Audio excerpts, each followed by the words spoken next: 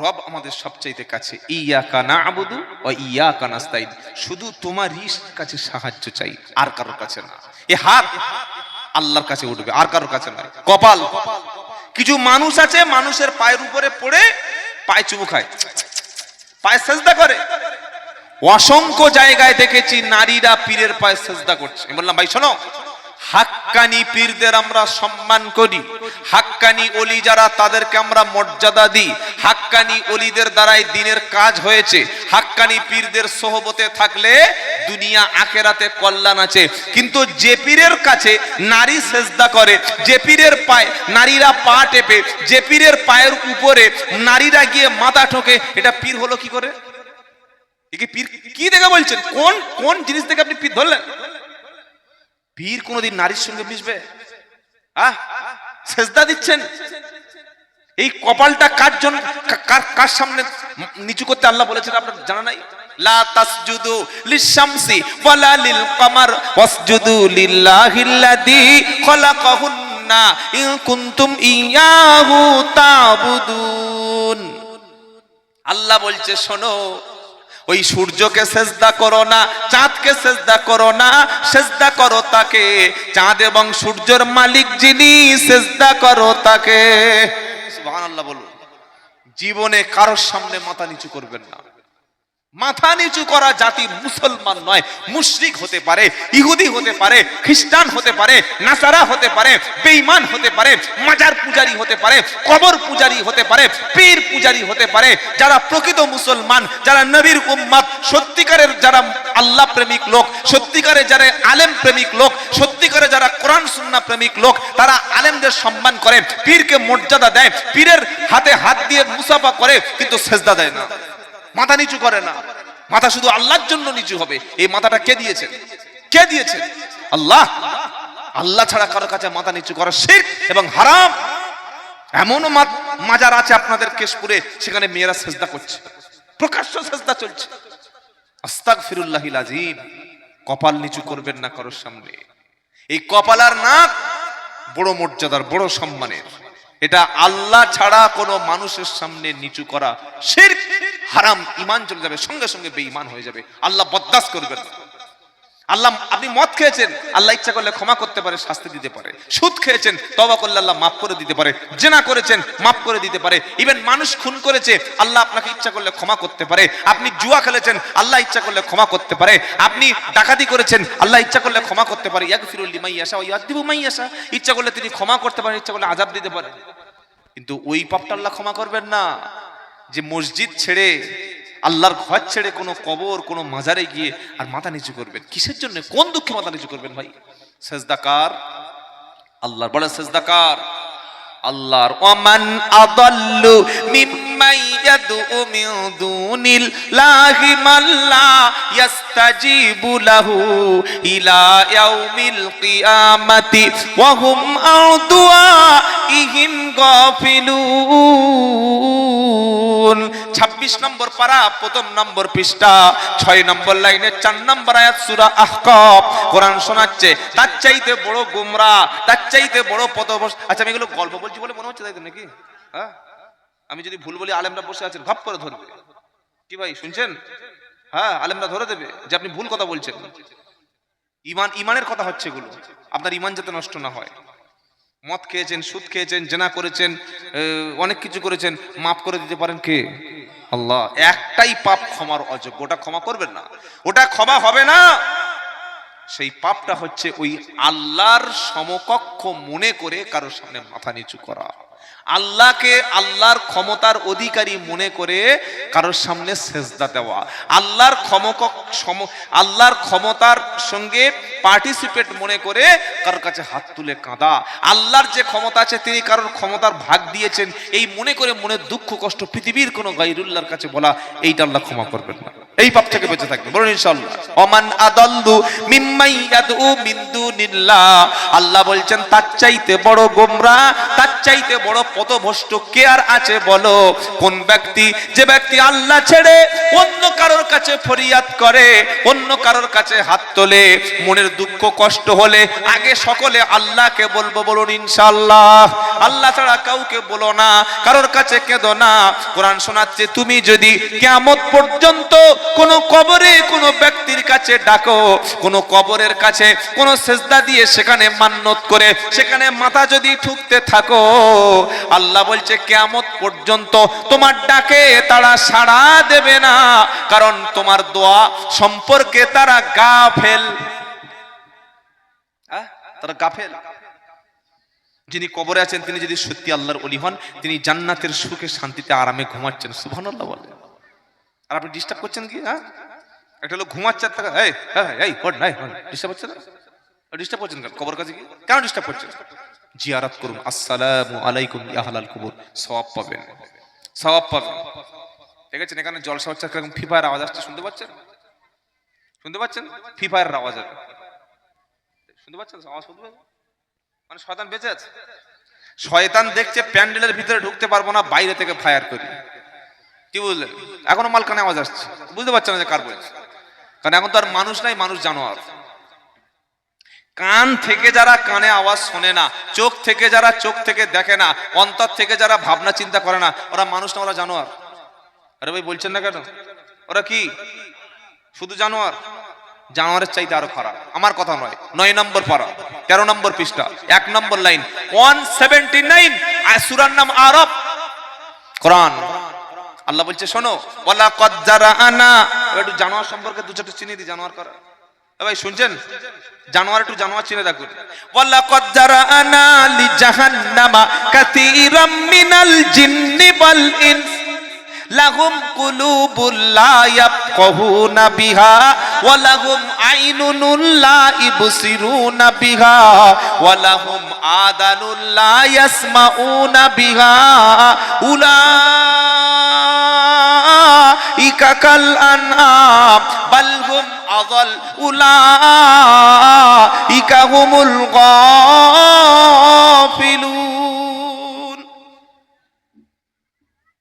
আল্লাহ এমনি এমনি জানোয়ার মানুষকে বলে নাই, আখলাক মানুষের চরিত্র দেখে বলেছে। আমরা আমাদের সন্তানকে মানুষ করতে ব্যর্থ হচ্ছি কোন কারণে? কোন কারণে আমার সন্তানগুলো আজকে জানোয়ারের মতো হয়ে গেছে?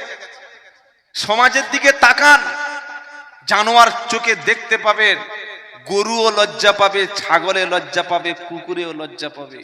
আর জানোয়ারের জন্যই, এই মানুষ রূপী জানোয়ারের জন্যই জাহান্নাম বানিয়েছে, মানুষের জন্য জাহান্নাম নয়। কি বলছেন? ওয়ালা কদ জারাআনা লি জাহান্নামা কাসীরাম মিনাল জিন্নি ওয়াল ইনস, অবশ্যই অবশ্যই আমি আল্লাহ মানুষ এবং জিনদের মধ্য থেকে বিশাল একটা সংখ্যক, বিশাল একটা পপুলেশন, তাদের জন্যই জাহান্নাম বানিয়েছি। আচ্ছা, মানুষের দয়া বেশি না আল্লাহর দয়া বেশি বলুন? এরকম কোন মা আছে পৃথিবীতে, বাবা আছে যে সন্তানকে ধরে আর আগুনে ফেলে দেবে? আছে? কোনোদিন পাবেন না। মা যতই খারাপ হোক, চরিত্রহীন, লম্পট, পতিতা, দেহ ব্যবসায়ী, মা দেহ ব্যবসা করছে কিন্তু সন্তানকে ভালো স্কুলে পড়াচ্ছে। কি ভাই আছে না ভাই? যারা কমিটি আছে, যারা ফ্রি ফায়ার খেলছে, ওরা তো জানোয়ার পর্যায়ে পড়ে গেছে, একটু মানা করুন। ওরা আমার আওয়াজ বুঝতে পারছে না, কিছু বলবেন না, ভালোবাসে ওদের, একটু হয় বাড়ি চলে যেতে বলবেন, ওরা বুঝতে পারছে না। হ্যাঁ, তো আনামের পর্যায়ে পড়ে গেছে, আর কি বলবো বলুন? শুনুন, আমার দিকে লক্ষ্য রাখুন। মা যত চরিত্রহীন হোক না কেন, ভাই আমার দিকে লক্ষ্য রাখুন, মা যত চরিত্রহীনা হোক না কেন, মা দেহ ব্যবসায়ের খাতায় নাম লিখিয়েছে, মা পতিতালয়ের খাতায় নাম লিখিয়ে দিয়েছে, কিন্তু সন্তানদের ভবিষ্যৎ করে যাচ্ছে। ভাই শুনছেন? সন্তানদের লেখাপড়া শেখাচ্ছে, এরকম মা আছে। সন্তানদের লেখাপড়া শেখাচ্ছে, কিন্তু মা দেহ ব্যবসায়ী আছে না? পৃথিবীতে চরিত্রহীন লম্পট মা হলেও সন্তানকে আগুনে ছুঁড়ে ফেলার মতো এরকম খারাপ কাজ মা কোনোদিন করতে পারে না। এই মায়ের যে মোহাব্বত, ভালোবাসা, প্রেম, প্রীতি, এই মায়ের ভালোবাসা, মহাব্বত, প্রেম প্রীতির চাইতে রবের ভালোবাসা, রবের মহাব্বত, রবের তার বান্দার প্রতি করুণা কত গুণ জানেন? সারা পৃথিবীতে যত প্রেম বলতে আছে, ভালোবাসা নামের যা কিছু আছে, মোহাব্বত নামের যা কিছু আছে, 100-র মধ্যে 1 ভাগ এগুলি আল্লাহ আদম আলাইহিস সালাম থেকে আজ পর্যন্ত, আজ থেকে কিয়ামত পর্যন্ত মানুষের মধ্যে, জিনদের মধ্যে, ইনসানের মধ্যে, হায়ানের মধ্যে, সবার মধ্যে আল্লাহ ডিস্ট্রিবিউট করে দিয়েছে। গোটা পৃথিবীর মানুষের মধ্যে স্ত্রীকে যত ভালোবাসেন, সন্তানকে যত ভালোবাসেন, মা তার সন্তানকে, সন্তান তার বাবাকে, ভালোবাসা প্রেম প্রীতি বলতে যা কিছু বোঝায়, 1 ভাগ ভালোবাসা আল্লাহ পৃথিবীর সব প্রাণীর মধ্যে ছড়িয়ে দিয়েছে। আর 99 ভাগ ভালোবাসা ওই রবের কাছে বান্দার জন্য মজুত আছে। এত ভালোবাসা যার, তিনি তার বান্দাকে আগুনে পোড়াবেন? তিনি তার বান্দাকে আগুনে পোড়াবেন? একবার একটা যুদ্ধবন্দী একজন মহিলা আসলেন মুহাম্মদ সাল্লাল্লাহু আলাইহি ওয়াসাল্লামের কাছে, যুদ্ধবন্দী ধরে আনা হলো। আর ওই মেয়েটা তার হারানো বাচ্চা খুঁজে পাচ্ছে না, খুব খুঁজছে যে আমার বাচ্চা কই, বাচ্চা কই, কোথায় বাচ্চা গেল। হঠাৎ করে এমন সময় দেখতে পেল বাচ্চাটা অন্য একজনের কোলে কাঁদছে, ছুটে গিয়ে বাচ্চাকে টেনে নিয়ে বলল আমার বাচ্চা আমার কোলে দাও। আল্লাহর নবী সাল্লাল্লাহু আলাইহি ওয়াসাল্লাম বললেন, দেখেছো ও সাহাবারা, দেখেছো এই মহিলাটি তার বাচ্চাকে হারিয়ে কেমন পাগল হয়ে গেছিল। একে যদি বলা হয় বাচ্চাকে আগুনে ছুঁড়ে ফেলো, পারবে না, কোনোদিন ফেলতে পারবে না। মা তার বাচ্চাকে যতটা না ভালোবাসে, রব তার বান্দাকে তার 99 গুণ 100 গুণ বেশি ভালোবাসে। সুবহানাল্লাহ বলুন। সেই রব এমনি এমনি জাহান্নামে দেবে, সেই রব এমনি এমনি পড়াবে কি ভাই শুনছেন? এমনি এমনি নয়। কখন পড়াবে জানেন? তার 3টে কারণ বলে দিয়েছে। কখন? লাহুম কুলুবুল্লা ইয়াফকাহুনা বিহা ওয়া লাহুম আইনুনুল্লা ইবসিরুনা বিহা ওয়া লাহুম আদানুল্লা ইয়াসমাউনা বিহা। বিশাল বড় শরীর আছে, অন্তরে তার অন্তর আছে, মন আছে, মেধা আছে, প্রজ্ঞা আছে, চিন্তা আছে, হিকমত আছে, দিল আছে, কলব রয়েছে। সব থাকার পরে মালিকের চিন্তা যার মনে নাই, মালিকের ভাবনা যার মনের মধ্যে হলো না, মালিক সম্পর্কে যার মনে কোনো ফিকির নাই, মালিক সম্পর্কে যে গবেষণা করলো না, মালিকের চিন্তা যার মনের মধ্যে থাকলো না, অমন ব্যক্তিকে মালিক কখনো মানুষ বলে মানে না।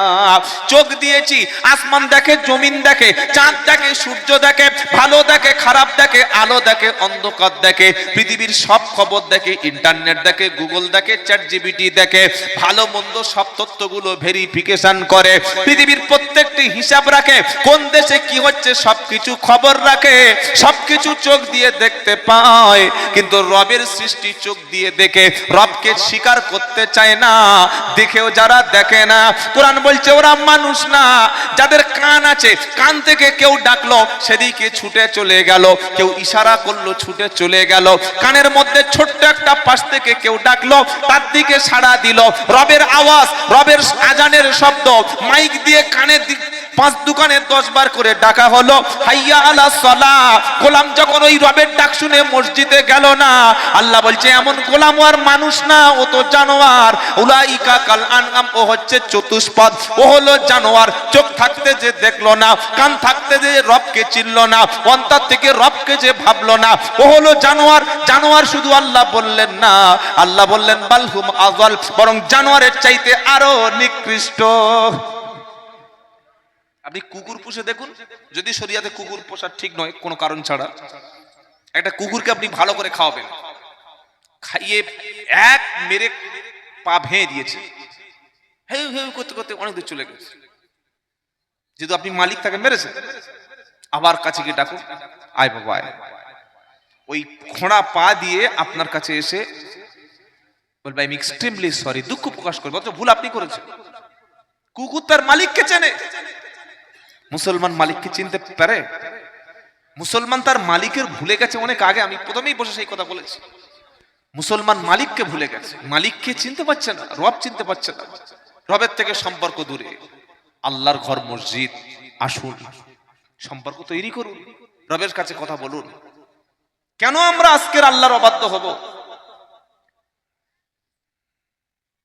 চোখ থেকে যে দেখলো না, কান থেকে যে শুনলো না, অন্তর থেকে যে ভাবলো না, ওকে আর মানুষ বলে সার্টিফাই করবেন না। যেদিন সন্তান বড় হলো, মায়ের কোলে দুধ ছেড়ে দিল, মায়ের বিছানা থেকে আলাদা হয়ে গেল, সুন্দর একটা বিবি পেল, সেদিন মাকেই ভুলে গেল। তো জানোয়ার, জানোয়ার না হলে মাকে কোনোদিন ভোলে? যে ইনকাম করে নিজে সংসার চালায়, বাপকে একটা টাকাও দেয় না, এরকম ভালো মানুষ কেশপুরে নাই, আমাদের 24 পরগনায় আছে। কি ভাই, এই যে আলেম ওলামারা বসে আছে, জিজ্ঞাসা করুন, যে বেতন মসজিদ থেকে দেওয়া হয় তার ভিতর থেকে আলেম ওলামারা আগে মায়ের হাতে বাপের হাতে কিছু না কিছু তাদের সংসারে খরচ দেয়, চিকিৎসা দেয়, টাকা দেয়। এমনও শিক্ষিত গাধা আছে, শিক্ষিত গাধা, English honours, English teacher, high স্কুলের ডিপার্টমেন্টে অনেক বড় একজন শিক্ষক, অনেক পপুলারিটি, ইংলিশে ভালো লেকচারও দিতে পারে, খুব ভালো ইংলিশ বুঝতে পারে, কিন্তু মায়ের কষ্টটা বুঝতে পারে না, বাপের কষ্ট বুঝতে পারে না। এমন শিক্ষক আছে। বিশাল বড় সায়েন্সের টিচার, সায়েন্স, বড় সায়েন্টিস্ট, সায়েন্টিফিক সমস্ত জ্ঞান তার কাছে টন টন টন টন করছে, সব বোঝে, কিন্তু মায়ের বিছানায় পড়ে আছে, এই কষ্টটুকু তার মনের মধ্যে রিয়াক্ট করে না। মা বিছানায় শুয়ে ডাকলে সায়েন্সের টিচারের কানে আওয়াজটা যায় না, সায়েন্সের টিচার। কিন্তু মানুষ এইরকম অমানুষে আজকের গোটা সভ্যতা ভরে গেছে। কার কাছে আপনি কি বলবেন? আগে রাস্তা একটা মানুষ বিপদে বললে মানুষ হিন্দু মুসলমান দেখতো না, পুরুষ নারী দেখতো না, কোন দল বাড়ি কোথায় দেখতো না, আগে হাত ধরে তোল তোল তোল, আগে হসপিটালে নিয়ে যায়, দেখ দেখ কি হয়েছে দেখ। আর এখন এই ছবি তোল ছবি তোল ছবি তোল। মানুষ, এ মানুষ বিপদে বললে মানুষের ছবি তুলছে। একটা গাড়ি উল্টে পুকুরে পড়ে গেছে, গাড়ির গ্লাস থেকে 3 জন বাড়াতে পারে নাই, হাবুডুবু করছে, সাঁতার জানে না, ছবি তুলছে। এ মানুষ, বলুন এটা মানুষের মধ্যে পড়ে? ছেলের বিয়ে দিতে গেছে, বরযাত্রী 200 জন খেয়ে এসছে, হারামের খাওয়া, যেতে বলেছে 120, 100, 200 জন চলে গেছে। আর 1 বছর পরে বিবির পেটে বাচ্চা এসছে, হসপিটালে বলেছে A+ রক্ত লাগবে, এই O নেগেটিভ রক্ত লাগবে। রক্তই দেওয়ার লোক আর খুঁজে পাচ্ছে না, তাহলে 200 জন কাকে খাওয়ালেন? যার কাছে ফোন করছে আমি ব্যস্ত, আমি রক্ত দিতে পারবো না। তো মানুষ কই রে ভাই? মানুষটা সমাজে কই? মানুষ হওয়ার জন্যে আপনাকে মনুষ্যত্ব লাগে। সমাজে শিক্ষিত আছে কিন্তু মানুষের সংখ্যা আজকের কম। কোথায় পাবেন মানুষ? মানুষ তৈরির কারিগর ছিলেন মুহাম্মদ মুস্তাফা সাল্লাল্লাহু আলাইহি সাল্লাম। কোরআন এসে জন্তুগুলিকে মানুষ বানিয়েছে। আরবের জন্তুগুলি যারা চতুষ্পদের চাইতে আরো বেশি ছিল, তাদের মানুষ বানিয়েছে কোরআন এসে। কোরআন না আসলে সভ্যতা কোনোদিন বিকাশ হতো না। বলে মুসলমানরা খালি খায় দায় আর বিবিতে বাচ্চা তৈরি করে, মানুষ পোশাকই পরতে পারতো না। এই যে ড্রেস কে শিখিয়েছে বলেন? আরবের জমিনে জাহেলিয়াতের যুগে মানুষ যখন হজ করতে যেত, সিরিয়া থেকে আসতো, মিশর থেকে আসতো, ইরাক থেকে আসতো, কুয়েত কাতার আরব থেকে বাইরে থেকে আসতো, এসে তারা কাবা শরীফের সামনে ল্যাংটা হয়ে যেত, কাপড়টা খুলে ফেলে দিত, কেউ তারা পোশাক পরতো না। আরে কিরে পোশাক খুলে ফেলে দিলি, পোশাক খুলে ফেলে দিলি? তখন তারা কি বলতে জানেন? যে পোশাক পরে স্বামী স্ত্রী একসঙ্গে থেকেছি, যে পোশাক পরে পেশাব পায়খানায় গিয়েছি, যে পোশাক পরে খেয়েছি, আকাম কুকাম কত কাজ করেছি, ওই পোশাক পরে কাবা শরীফ তওয়াফ করব, বরং পোশাকই পরলাম না। অসভ্য। এই সম্পর্কে কোরআনে আয়াত আছে, ওয়া ইদা ফাআলু ফাহিশাতান ক্বালু ওয়াজাদনা আলাইহি আবাআনা ওয়াল্লাহু আমারানা বিহা কুল ইন্নাল্লাহা লা ইয়া'মুরু বিল ফাহশা আতাকুলুনা আলাল্লাহি মা লা তাফতালামুন। পারা নাম্বার 8, পৃষ্ঠা নাম্বার 12, লাইন নাম্বার 13, আয়াত নাম্বার 26, সূরার নাম সূরা আরাফ। আল্লাহ বলছেন ওয়াইদা ফাআলু ফাহিশাতান ক্বালু ওয়াজাদনা, যখন তারা অশ্লীল কাজ করে, এরকম ফাহিশ কাজ করে, নোংরা কাজ যখন তারা করে, তখন তারা বলে আমার বাপকে, আমার দাদাকে, 14 পুরুষকে এই নোংরামি করতে দেখেছি, কাবা শরীফের সামনে সে পোশাকটা খুলতে দেখেছি। আরে আরবের মানুষ তো জানোয়ার ছিল, মানুষ ছিল না। এই কোরআন এসে তাদেরকে মানুষ বানালো। কোরআন তাদের নবী ইসলাম জিজ্ঞাসা করলো পোশাকগুলো কেন খুলে ল্যাংটা হচ্ছে বলো, তখন তারা বলল বাপ দাদাকে করতে দেখেছি। আর 2 নম্বর ওয়াজাহাত পেশ করত, তারা বলতো ইন্নাল্লাহা, তারা বলতো আল্লাহ পাক এটা আমাদের আদেশ দিয়েছেন। কোরআন শোনাচ্ছেন ইন্নাল্লাহা লা ইয়ামুরু, আল্লাহ কখনো এমন অশ্লীলতার আদেশ দিতে পারে না। ইসলাম এসে বলছে এই বেটা ছেলে, নাভি থেকে হাঁটু ঢাকো, নাভি থেকে হাঁটু ঢেকে রাখাটা ফরজ। তুমি বলছো আমি অনেক শিক্ষিত, graduation, MA, double MA, BEd, DElEd, idiot, তো হাফ প্যান্ট পরে ঘুরছো কেন? তুমি বিএড, ডিএড না ইডিয়েট কোনটা? যদি মুসলমান হতো হাফ প্যান্ট কেন? যে ছেলে ভাবির সামনে, বড় বড় বোনের সামনে হাফ প্যান্ট পরে ঘোরে, আর যে মেয়ে শিক্ষিতা মেয়ে, অনেক এডুকেটেড মেয়ে বুকে ওন্না ছাড়া ঘোরে, এই দুটো কি মানুষের মধ্যে পড়ে? বলুন। ভাবি, চাচি, মা, খালা, তাদের সামনে হাফ প্যান্ট, এ তো অসভ্য। অসভ্য ন্যাংটায় তো আছে, কি মানুষ কবে হলো এটা আবার? এ নাকি শিক্ষিত? এটা যদি শিক্ষিত হয়, এটা যদি এডুকেটেড হয়, এটা যদি সিভিলাইজড হয়, এটা যদি আধুনিক হয়, এটা যদি মডার্ন হয়, এটা যদি আপডেট হয়, তাহলে পশুর চাইতে আপডেট আর কে আছে ভাই? হ্যাঁ, ইসলাম সভ্য শিখিয়েছে আগে পোশাক পরতে শেখো, আগে তুমি পোশাক পরো, তোমার লজ্জাস্থান ঢাকো। ইসলাম শিখিয়েছে হাফ প্যান্ট পরো না, এটা সভ্য সমাজের কাজ নয়। জিন্সের প্যান্ট পরেছেন কিন্তু ফাটা কেন? ছিললেন কেন? কোন দুঃখে ছিললেন? মনের দুঃখে? কষ্টে? কিসের কষ্ট? হাওয়া খাচ্ছে ভিতরে? ছি ছি ছি, অসভ্য জাতি। এই অসভ্যতা ইহুদি খ্রিস্টান পাগলাদের কাছ থেকে মুসলমান ধার করে নেয়। মুসলমানদের নিজেদের কৃষ্টি কালচার বাদ দিয়ে খ্রিস্টানদের ধার করা আজকের পোশাক পরছে মুসলমানরা। খ্রিস্টানদের পোশাক প্যান্ট পরা হারাম নয়, কোন মুফতি হারাম কোনোদিন বলবে না প্যান্ট পরা হারাম। আপনি গাঁটের উপরে পরুন, একটু ঢিলে ঢালা পরুন, হারাম নয়। কিন্তু আপনি যে প্যান্ট পরেছেন ওটা তো হারামের ডবল হারাম। তো পায়ের গাঁটের নিচে যে ছেলে পোশাক পরে এমনি তো জাহান্নামে চলেই গেছে, ওর পা তো এমনি জাহান্নামে আগুনে পা বাড়ি দিয়ে বসে আছে। পায়ের গাঁটের নিচে পোশাক পরা হারাম। স্কিন টাইট পোশাক পরেছেন ওটা হারাম। আপনি উরুর কাছে, এই কোমরের নিচে উরুর কাছে ছিঁড়ে ফাটিয়ে আপনার কি ভিতরে আছে সব দেখাচ্ছেন, এটাই তো হারাম। এটা তো টাকা দিয়ে হারাম কিনেছেন। আর মেয়ের গেঞ্জি কিনে দিয়েছে, ওন্না কিনে দেয়নি। এত পয়সার অভাব মুসলমান। এটা কাদের অভাব? যাদের পয়সা বেশি। গরিবের এরকম কাজ করেন। গরিবের বউ মাথায় কাপড় থাকে, গরিবের মেয়ে বুকে ওন্না দেয়, গরিবের মেয়ে মাথায় কাপড় দেয়, গরিবের বউ রাস্তায় বাড়লে হিজাব করে। আর বড় লোক, পয়সাওয়ালা, শিক্ষিত, এডুকেটেড, হাই স্কুলের মাস্টার, একজন প্রফেসর, একজন ইংলিশ বড় শিক্ষিত, তার বউ জীবনে বুকে কাপড় নেই, তার মেয়ের কোনদিন মাথায় ওন্না নাই। এত ফকির, এত অসভ্য। আপনি বলুন, বলেন তো চোখ খারাপ করেন, চোখ খারাপ করেন, চোখ নীতি করতে পারছো না?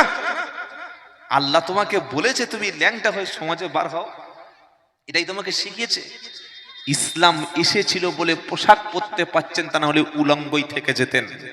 কথা যেন মাথা থাকে। তাই বাচ্চা বয়স, ছোট্ট বয়স থেকে যে পোশাক পরলে আপনাকে সভ্য ভদ্র লাগে, সেই পোশাকটা তাকে যেন পরতে বলবেন। মনে থাকবে ইনশাআল্লাহ।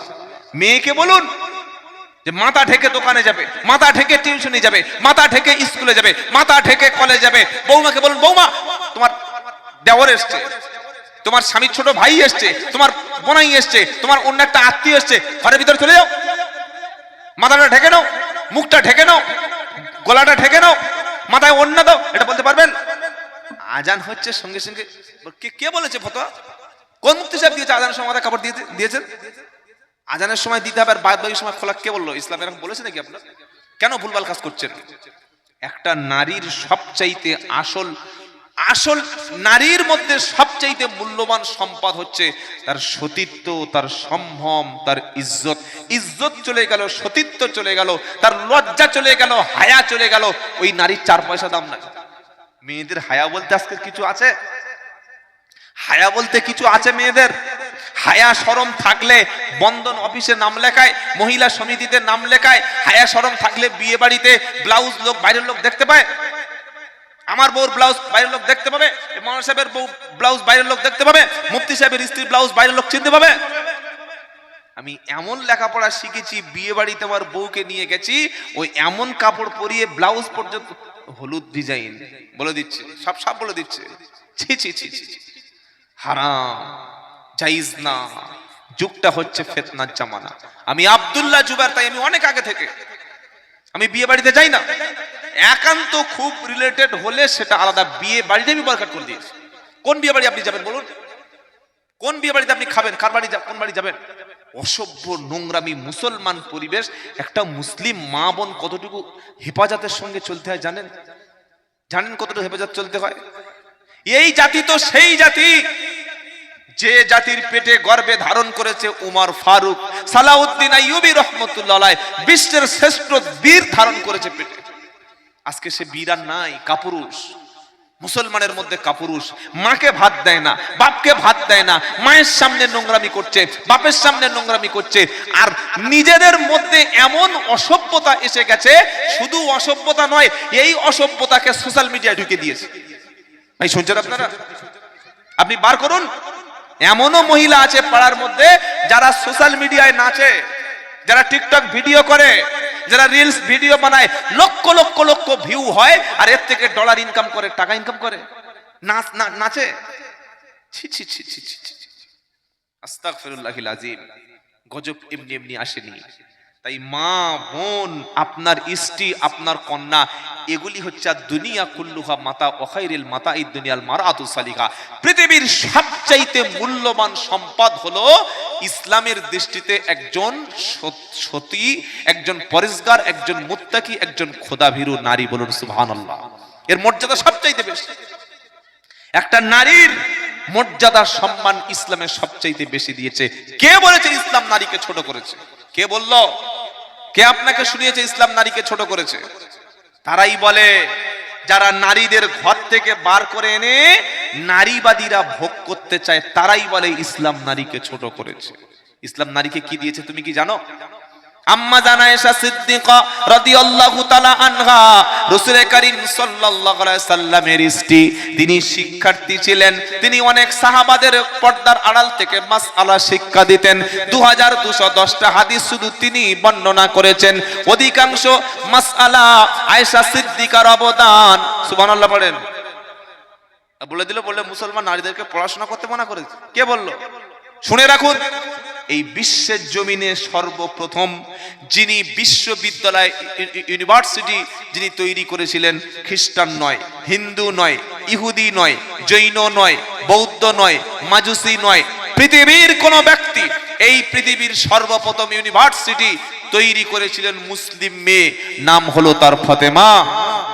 আমার কথা মানার দরকার নাই, গুগল চ্যাট জিপিটি আপনি সার্চ করে এখানেই বসে দেখে নিন। পৃথিবীর প্রথম ইউনিভার্সিটি তৈরি করেছিল মুসলিম নারী, মুসলমানেরা। তারা শিক্ষার দিক থেকে পিছিয়ে থাকলে কেন তৈরি করতে যাবে? পৃথিবীর জমিনে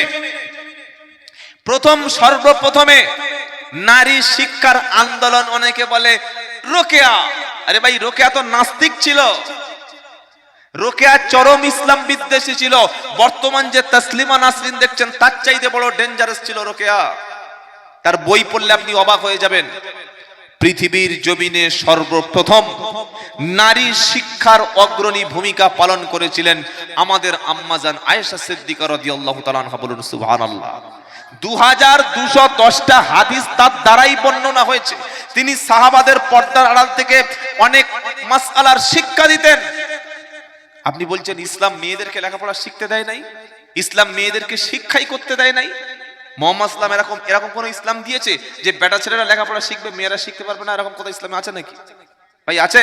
তলাবুল ইলমি ফারিজাতুন আলা কুল্লি মুসলিম। প্রত্যেক মুসলমান, পুরুষ চাই নারী, সবার জন্য দিন শিক্ষা, ঈমান শিক্ষা, ইলম অর্জন করা ফরজ। ওলামারা কি বলেন?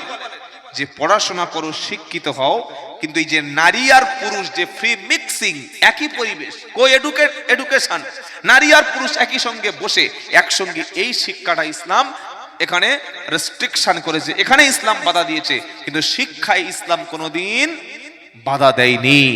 এটা যেন মনে থাকে। তাই হাত দুটো ধরে বলে গেলাম, আপনার মা, আপনার বোন, আপনার স্ত্রী, এটা আপনার কাছে পবিত্র আমানত হিসাবে আল্লাহ দিয়েছেন। এই আমানতের খেয়ানত জীবনে কখনো করবেন না। বাড়ির বাইরে বার করলে হয় ভাই যাবে, অথবা বাপ যাবে, অথবা স্বামী যাবে, অথবা ছেলে যাবে, অথবা এমন ব্যক্তি একটা নারীর সঙ্গে যাবে যার সঙ্গে তার চিরদিনের জন্য বিবাহ হারাম। এই ফরজ পর্দাটুকু আপনি যুবক, আপনি বন্ধু, আপনি আমার ভাই, আপনি স্বামী, আপনি বাপ, আপনি ছেলে, আপনার বাড়ির নারীদেরকে পূর্ণ হেফাজত পর্দার সঙ্গে রাখার দায়িত্ব ইসলাম এটা আপনাকে ফরজ করে দিয়েছেন। বলুন সুবহানাল্লাহ, জোরে বলুন সুবহানাল্লাহ। এই ফরজ পর্দার ব্যাপারে কোন রকমের টালবাহানা চলবে না, কোন রকমের অজুহাত চলবে না।